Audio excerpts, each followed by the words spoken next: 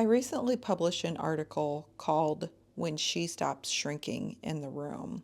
And I wanted to share a little bit of background about this article because it's so powerful and if you've ever been the one who felt like you were shrinking in the room or were invisible when you spoke up, you know what I'm talking about.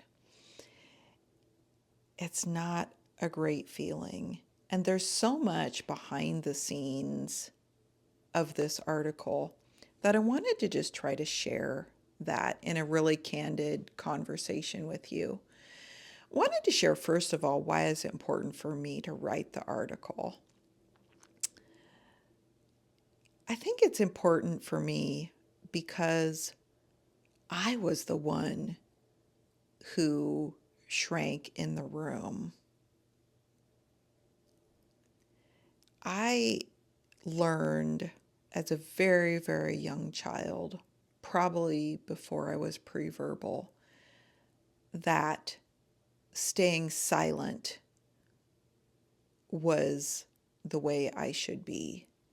In fact, one of my very earliest memories was being in church and making too much noise and literally being silenced by a hand being clamped over my mouth, carried out of the sanctuary of people. And my memory is, getting out on the other side of this door, that hand was still clamped over my mouth and literally, being in a space of gasping for my breath. That was how visceral I learned to stay silent as a child. And that was reinforced over and over and over again in different ways. That the role was to stay silent, defer to the authority figures in the room, and whatever you did, don't displease them. The consequence of that was when I grew up and became an independent adult, all I had learned was to keep other people happy and to keep myself invisible. So I played that role well in my marriage, in the workplace, until it quit working. There came a point in time, and I guess I remember this quote, and it stands out so much to me. When the pain of change becomes less than the pain of staying silent, then it's time to do something different. Or another quote that's similar, that's, when the flower, it's so much pressure to stay in a bud, then that flower finally has to release that and bloom. And for me, that wasn't an easy process. Today, I have a lot of people tell me, oh, you sound so polished when you talk, or you sound so thoughtful when you speak. And I have developed a ability to say really impactful things in moments when others aren't willing to speak up.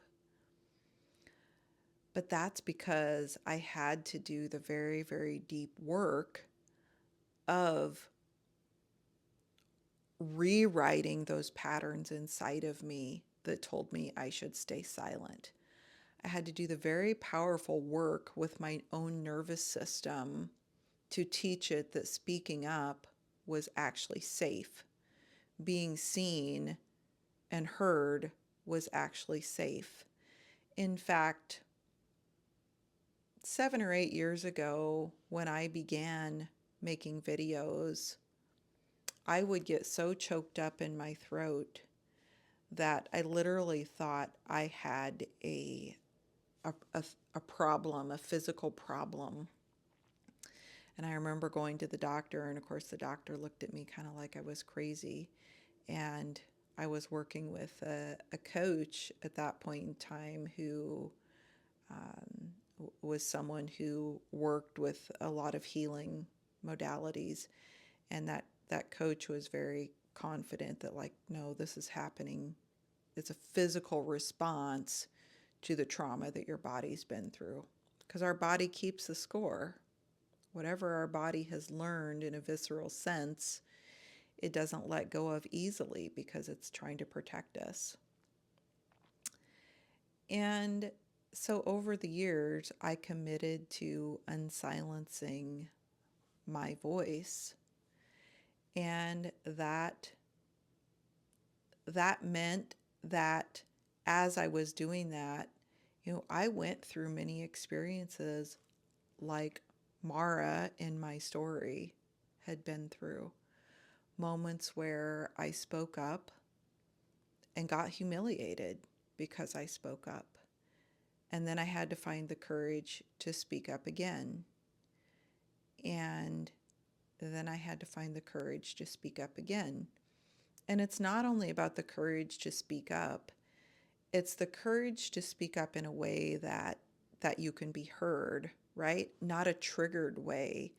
I say emotion can't be driving the conversation, but emotion always has to be part of the conversation in the room.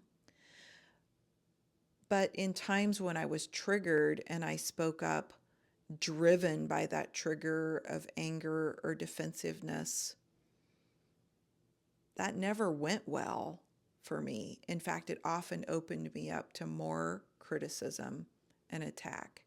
And so I had to learn to take care of my own emotional trigger first, to honor, what I was feeling, not dismiss it, not push it back down, but work through it so that I could then stay in those conversations while honoring my emotion, but also showing up in not in a defensive way, but in a way that invited people into conversation. That's not easy to do. But that's what Mara in my story learned throughout our 3 years of working together. She learned to stay with the discomfort in her own nervous system, to not respond from the trigger, but to be direct and respectful in her response to the other people in the room. And over time, that's what generates the most influence and impact in our relationships, is when we can stay visible in the conversation and we can stay engaged in conversation and have our voice heard. To be really honest, in some places in life, that's still a little bit difficult for me. I would say in my most intimate relationships, sometimes I catch myself still going silent and being invisible. And that's why I also love surrounding myself with people who don't let me do that anymore. My closest friends and family will invite me back into the conversation when they see that and make it safe for me to step back into conversation. I'd love to know if any of this resonates with you and what your experience is of being the only one in the room or being invisible in the room. Because I know I'm not the only one who's experienced this.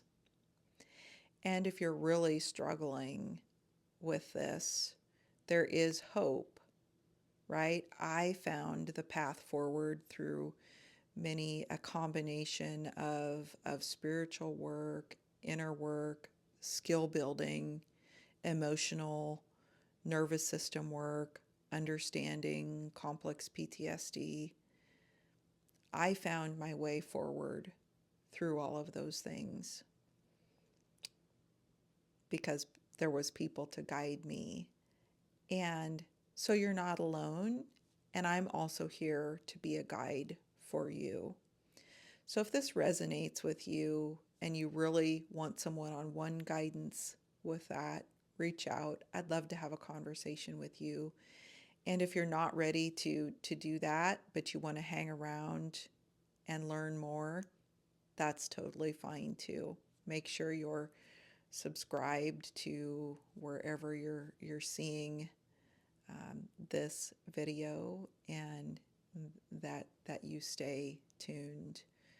And thank you for being here. Thank you for taking the time to listen to my story and the behind the scenes of why it was important for me to write this article.